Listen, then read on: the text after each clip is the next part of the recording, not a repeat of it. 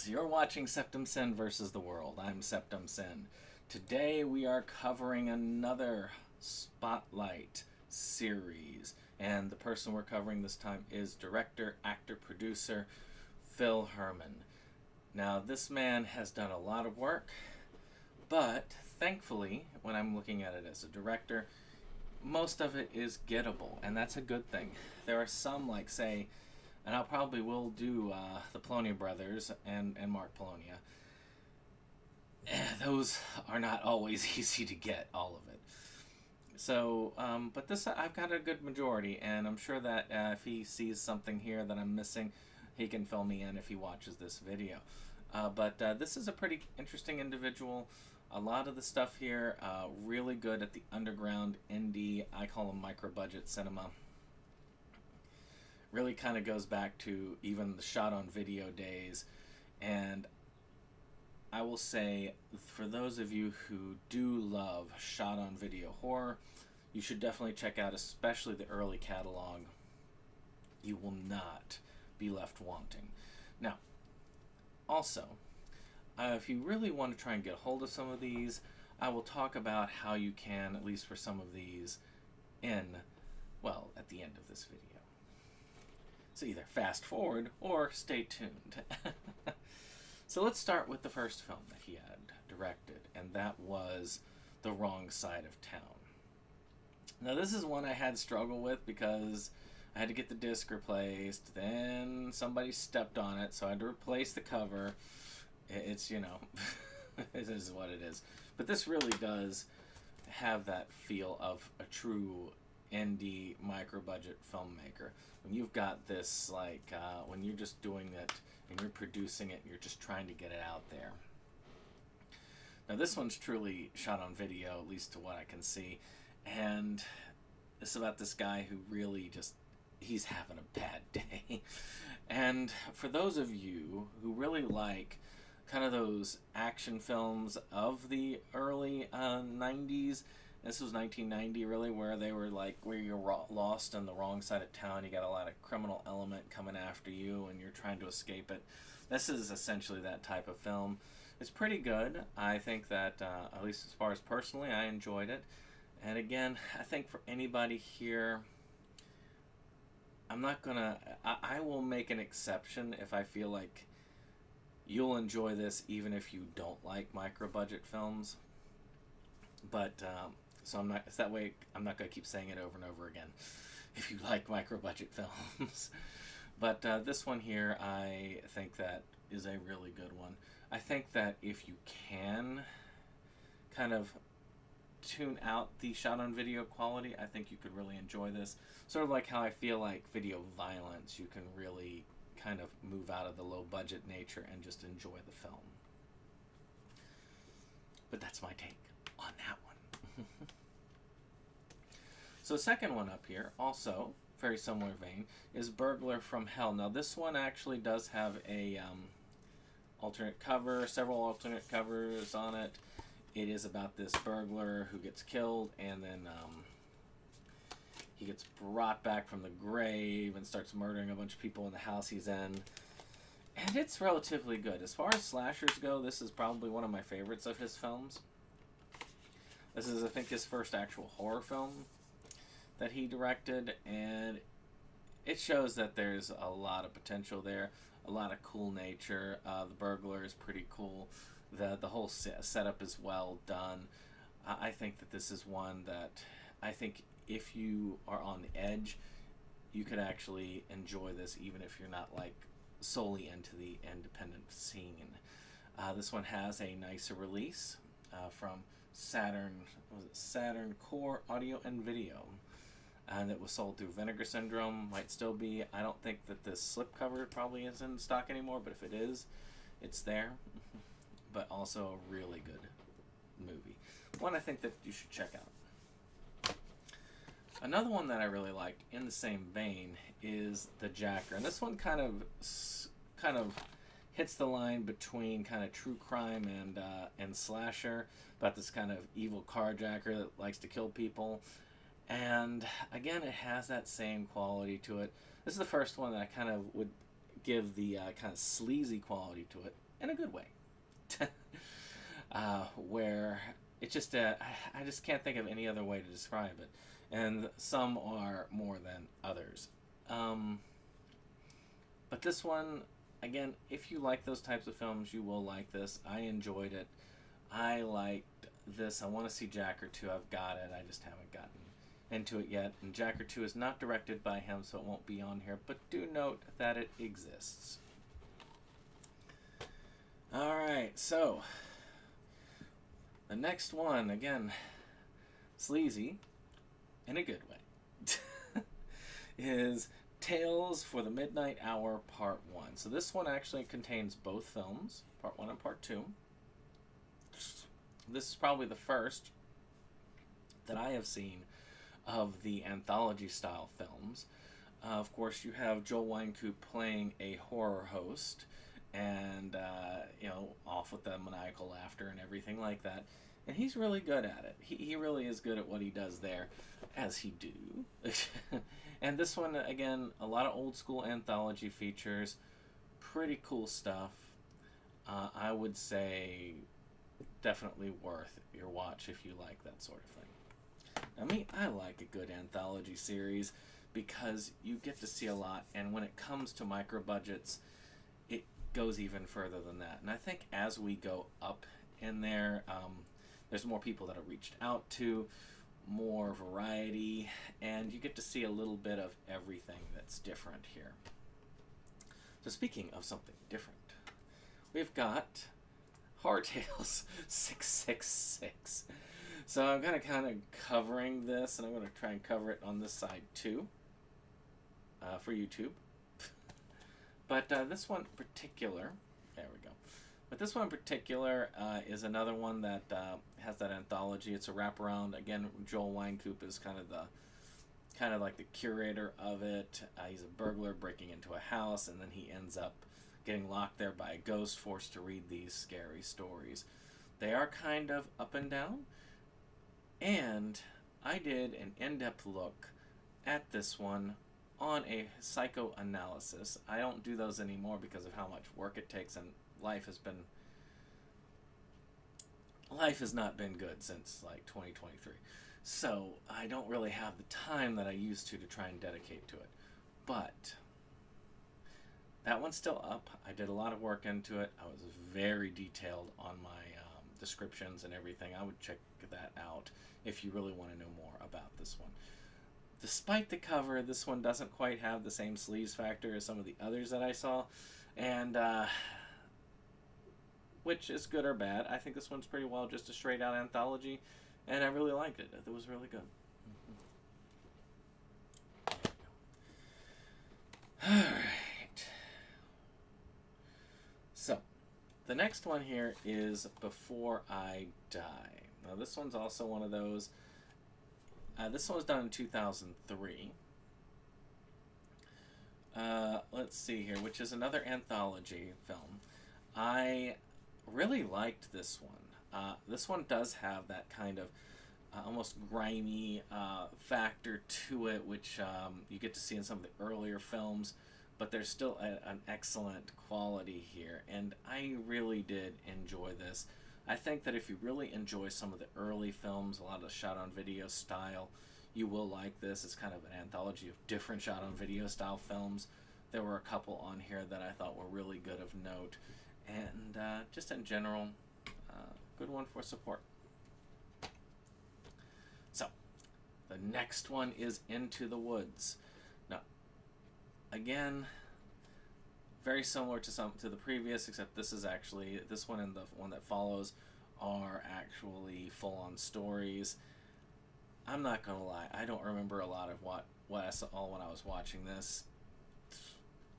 I assume that it was pretty good. I remember enjoying certain parts of it. I need to just see this again.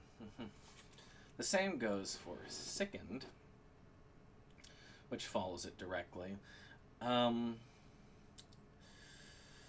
this one I remember a little bit more because it had the woman who's kind of like she'd been traumatized, and a lot of this is coming back to her, And it really does show how sometimes trauma can catch up to you and make you do things that you normally wouldn't do. It's a pretty well written and acted movie. Nancy Feliciano is a really good actress. So is Debbie D. And you see them in a lot of these. And overall, I would say, well worth checking out.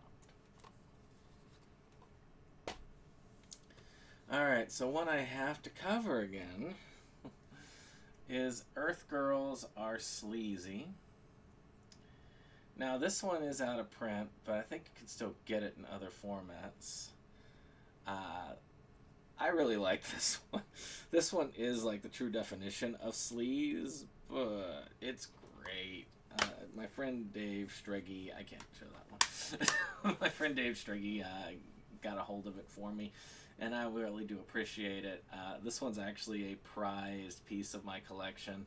It kind of goes into the sleaze factor, but a much more updated sleaze factor. He directed the segment Creature in the Woods. So I guess wasn't in charge of the whole one like he is for a lot of these anthologies.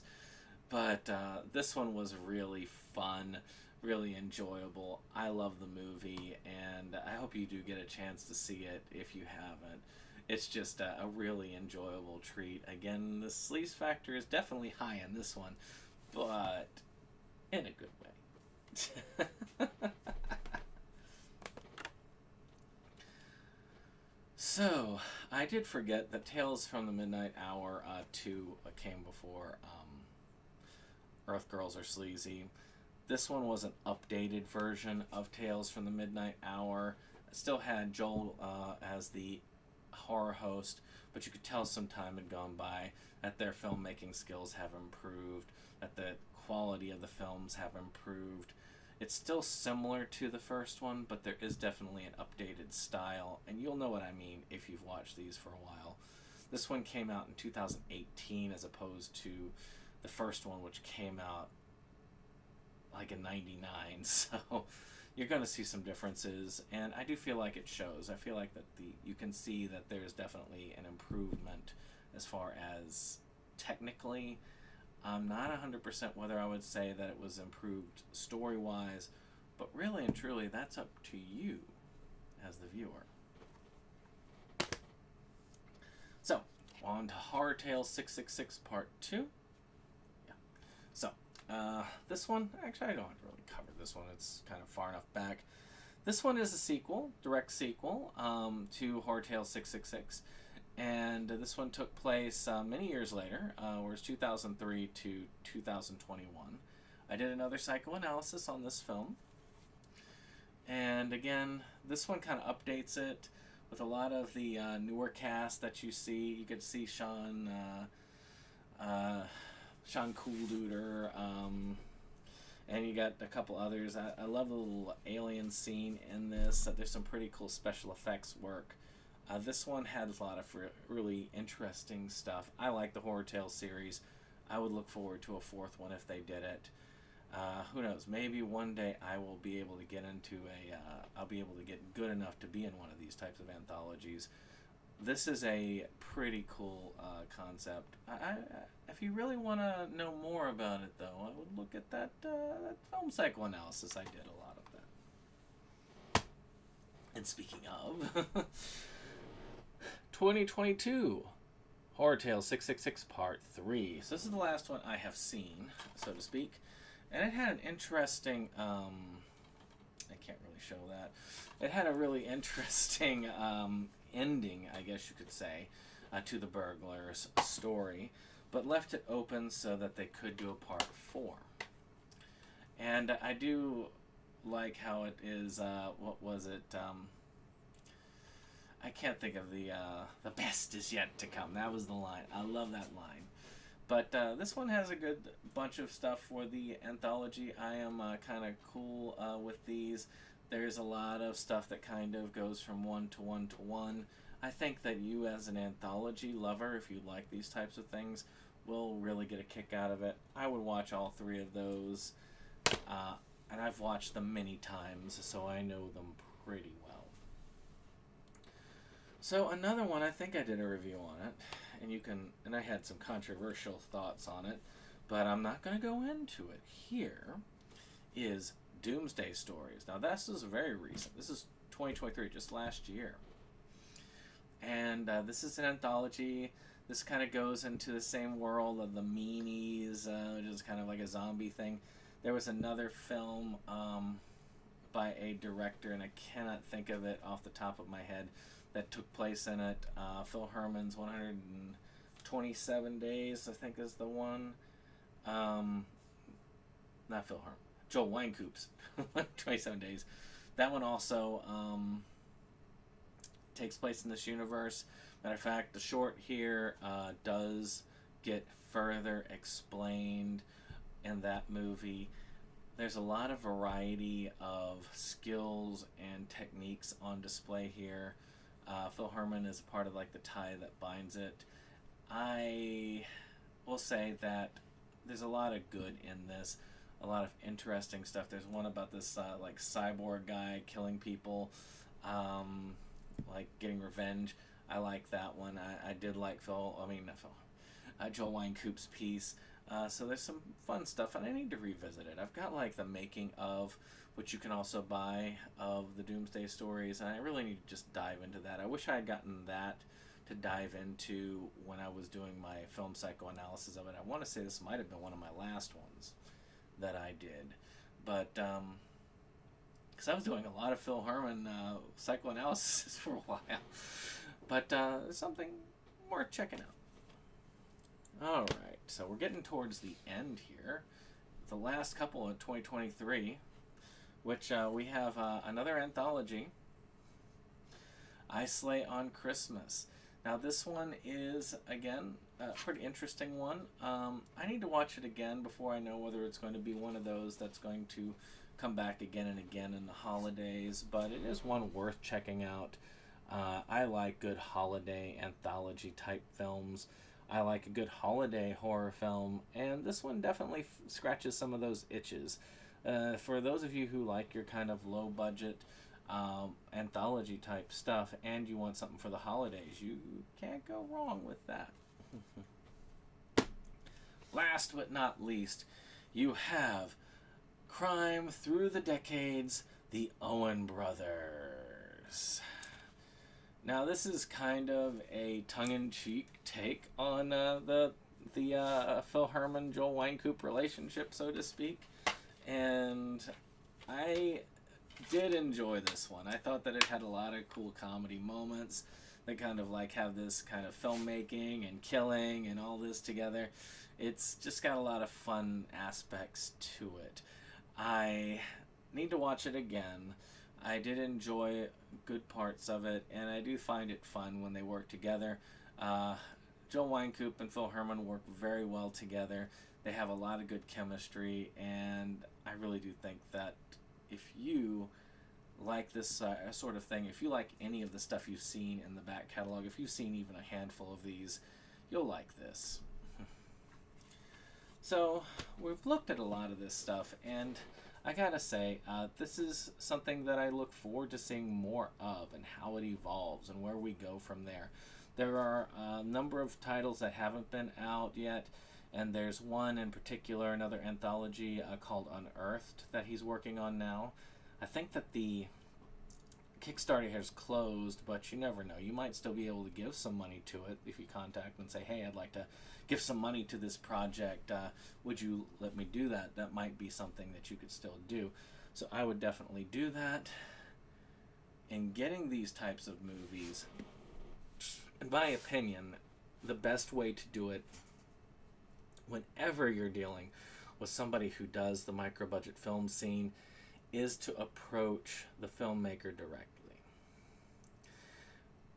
It is the way to just be able to get a lot of that stuff, to be able to try and pull a lot of that stuff out and directly benefit the creator.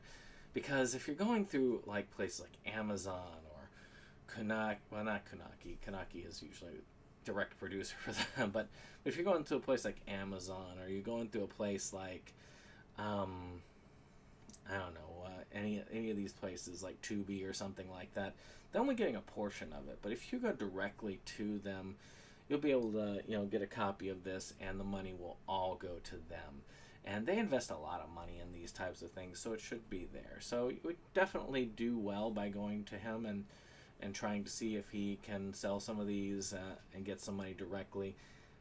The other way, of course, usually if Phil Herman doesn't have it, then Joel Wynkoop has it. And if neither of them has it, then go elsewhere. Like, I don't know how many copies of Earth Girls or Sleazy are out there. Just taking up room, but definitely well worth finding if you can hunt one down.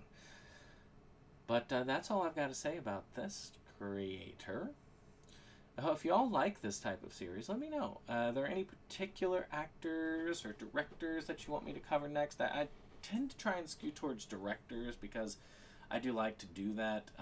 I might go into acting later for that. I did one for Kyle Rappaport a while back, but I don't know. I like it when I'm hitting people with directing because they usually have more of a... You can feel more of their tone from the directing sense. But let me know in the comments down below. And we will see you on the next one. Bye-bye.